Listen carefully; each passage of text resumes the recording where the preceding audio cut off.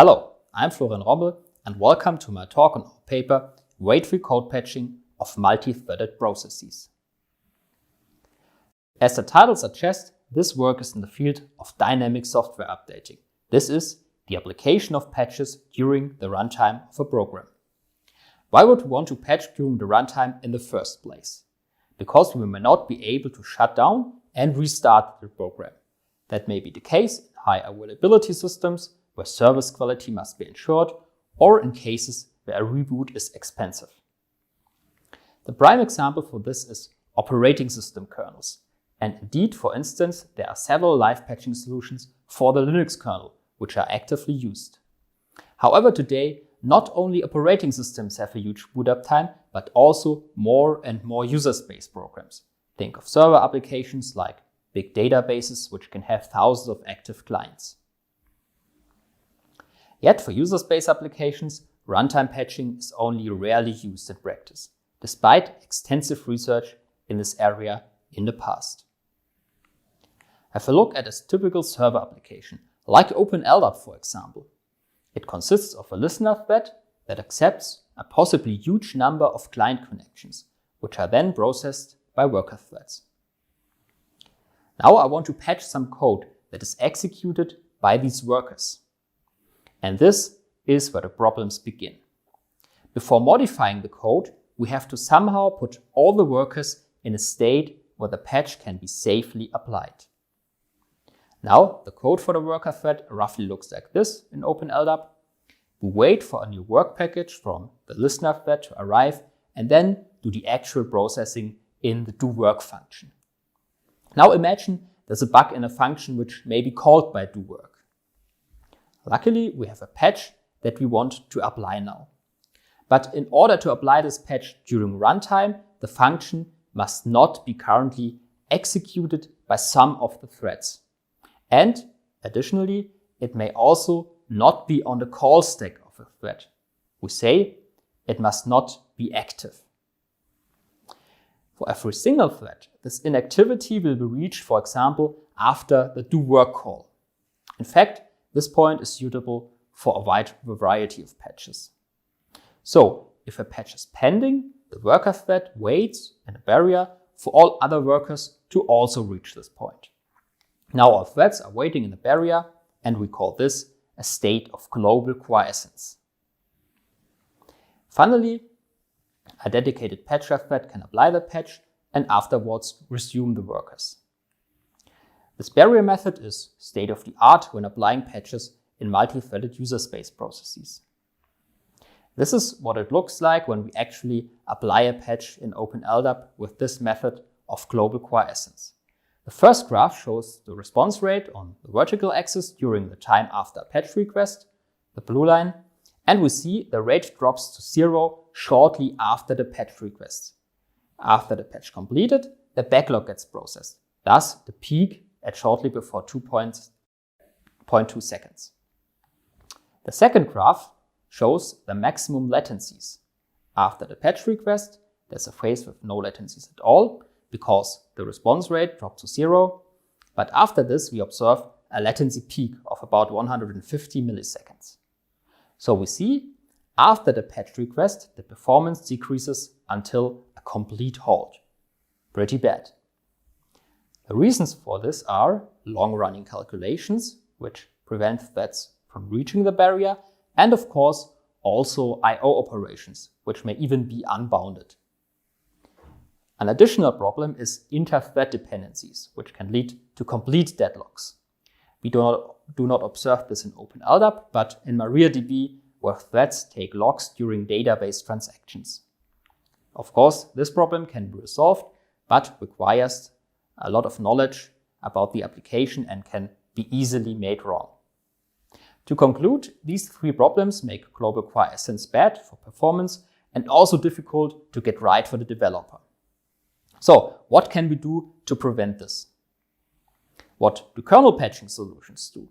Well, kslice, for example, repeatedly probes for quiescence instead of waiting in a barrier and blocking.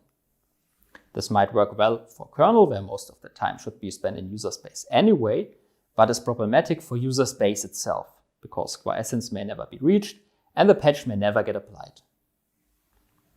A more advanced solution is used by kcraft, which installs the patched version of a function in parallel to the old one and decides on a per thread basis which one to use. This basically reduces global quiescence to thread local quiescence. But kcraft has some disadvantages too. It is restricted to a certain patching methodology that is via function indirections because of the old and the new versions must exist in parallel, and depends on features like debug breakpoints and interprocessor interrupts to ensure atomicity. In addition, it poses a performance penalty due to the function call indirections. So we want to keep the basic idea of patching threads independently from each other, that is, using thread local quiescence, but without the kernel patching specific restrictions. Our solution to this is WeightFree code patching via address-based generations. In this work, we developed a kernel extension where we exploit virtual memory in order to provide multiple views of an address space with slight differences. We call them address-based generations as they represent different patching states of the process. With this, we are able to define quiescence thread locally and migrate the threads individually to newer address-based generations. We built this extension for the Linux kernel. Now let's look at the measurements again. This is what global quiescence looked like in OpenLDAP. And with our WeightFree approach, we do not observe any change in the response rate during the patching. Also, for the maximum latency, we cannot observe a significant change either when using local quiescence. In addition to this, deadlocks caused by inter-thread dependencies are not a problem anymore. We do not have to handle these kinds of situations anymore because threads are never blocking on a quiescence barrier. Well, how does this work?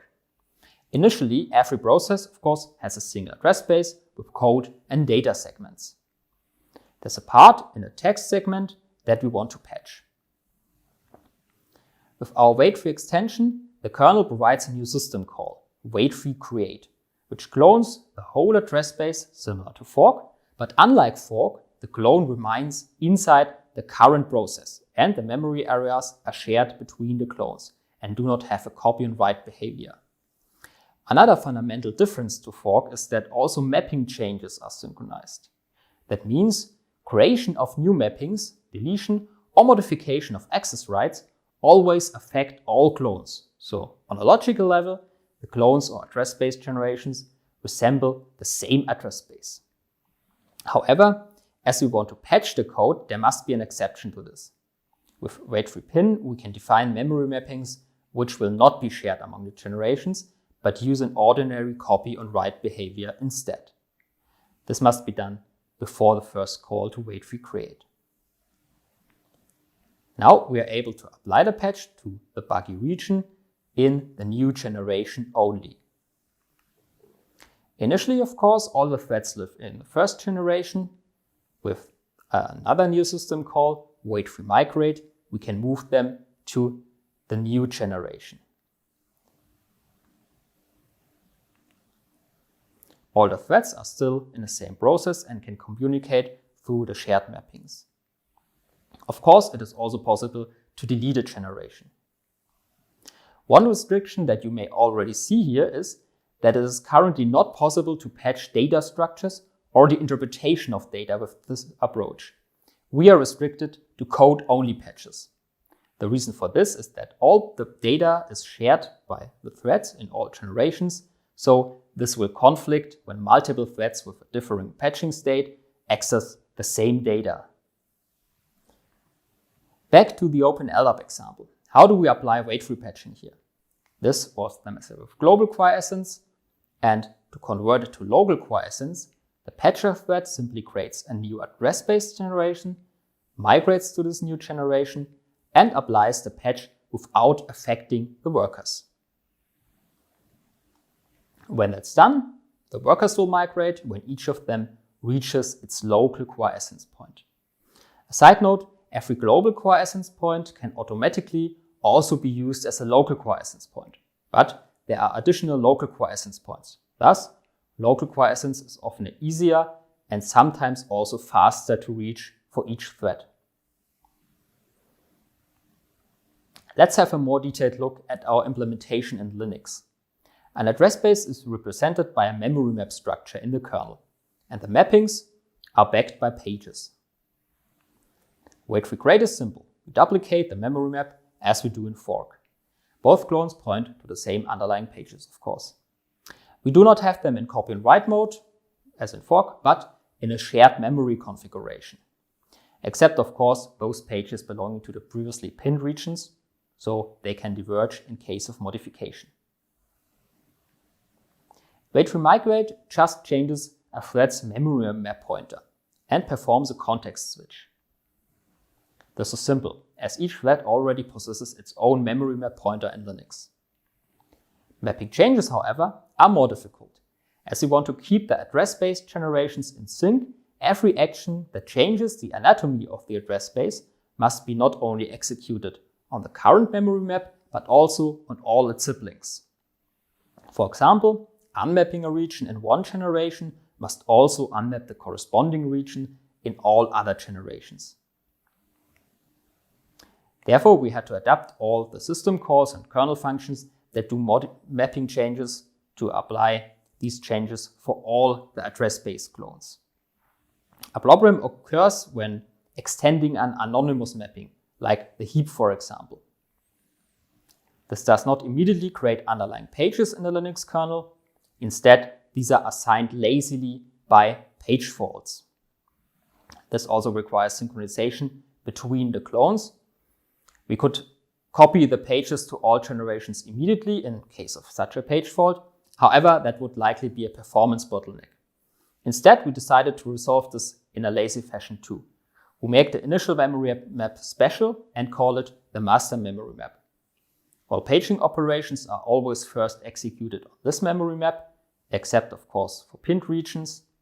Now, in case of a page fault, the other generations do first consult the master memory map and copy its page table entries if already existing. This ensures a consistent view of lazily initialized page ranges.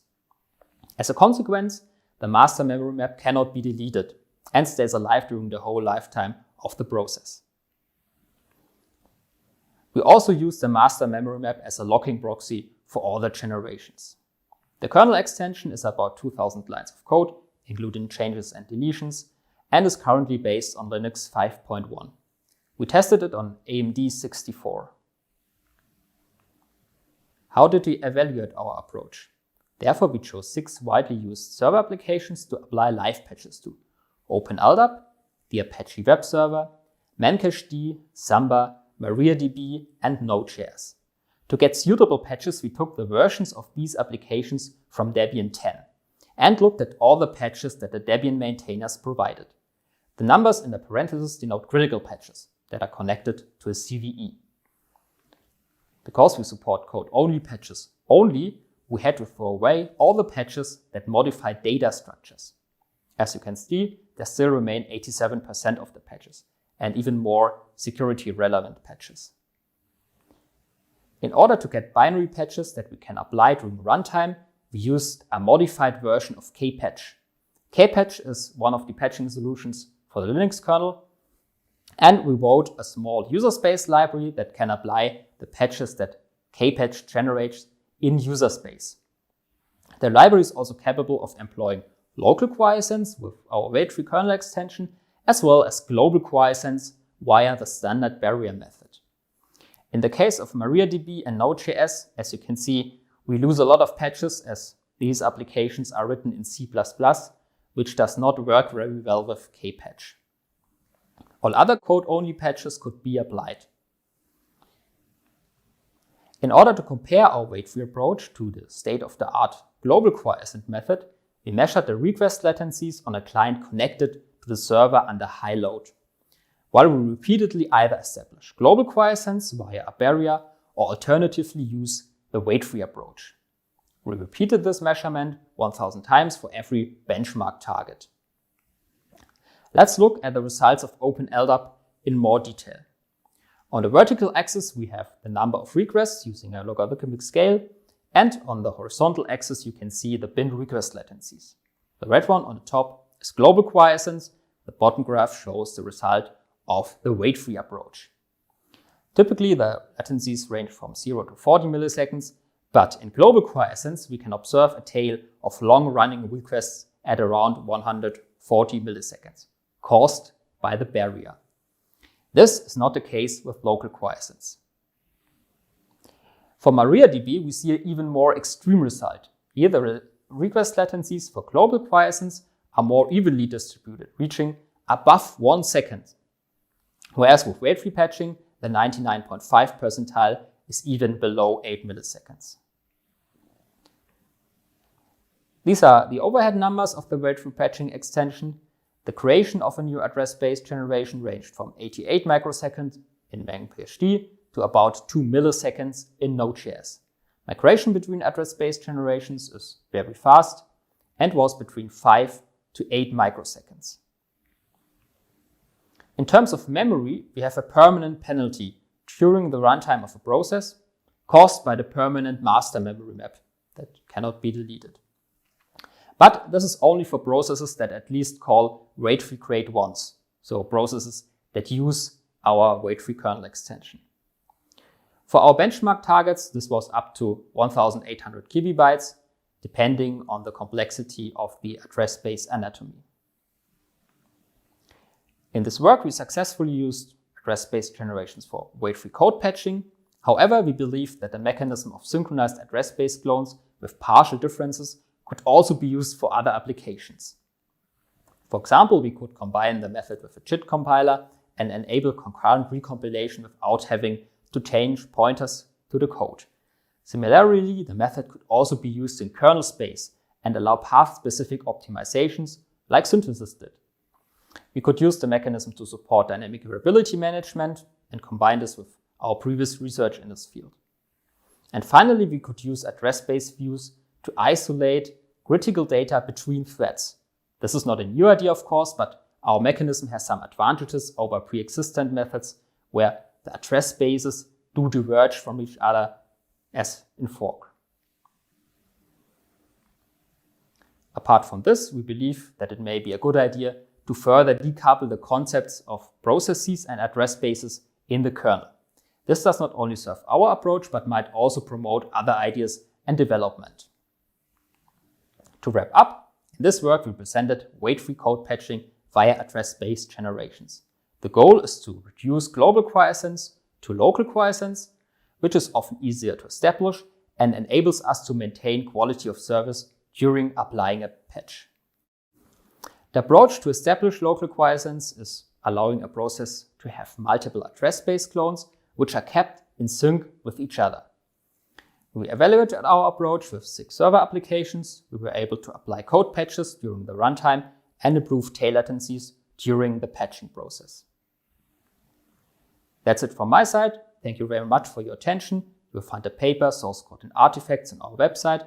I'm looking forward to answer your questions in the live session, or of course you can also contact me or my colleagues by email.